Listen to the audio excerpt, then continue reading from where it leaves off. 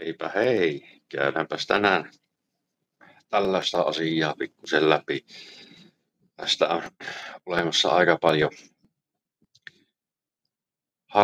harhaluuloja, eli raskas työ korvaisi kuntosaliin. Sinä varmaan olet kuullut tämmöisen väitteen montakin kertaa, ja niin olen minäkin kuullut, että teen raskasta työtä, en tarvitse kuntosalia.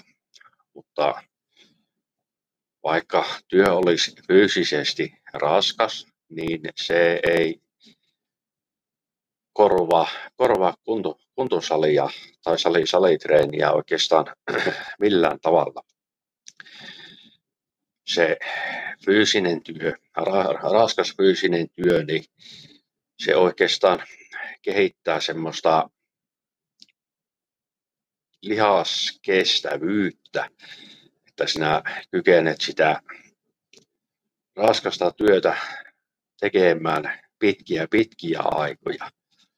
Mutta kuntosalilla sitten taas se treeni liittyy enemmänkin tuohon lihasmassaan ja voimaan, ja teho on siinä paljon suurempi. Eli jos ajatellaan, että sinä teet sitä raskasta työtä 8 tuntia päivässä, niin sen työkuorman intensiteetti ei voi olla, mitähän minä sanoisin, joku 30% oikeastaan maksimissaan, että sitä jaksaa tehdä 8 tuntia. Ja jos ajatellaan sitten kuntosalilla, treeniteho, intensiteetti on joku 60, 70, jopa 80%, niin sinä jaksat toistaa sitä liikettä kyseisellä kuormalla 15 sekunnista johonkin minuuttiin.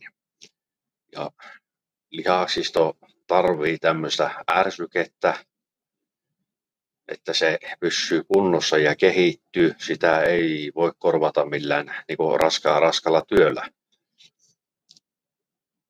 vaikka silleen se usein kuvitellaankin.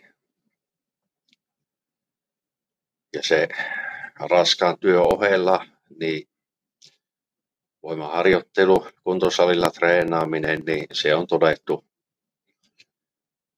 monien tutkimuksien kautta hyödylliseksi terveydelle ja ylipäätään hyvinvoinnille. Ja pointtina on se, että kun ihminen ikääntyy, niin voimaharjoittelulla taistellaan sitä ikääntymistä vastaan.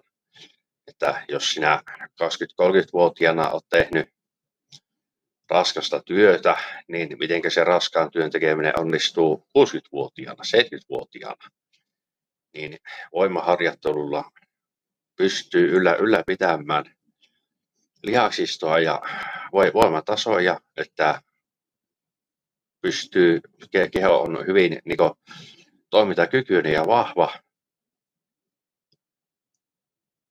että sinä pystyt tekemään raskaampia asioita myös iäkkäämpänä.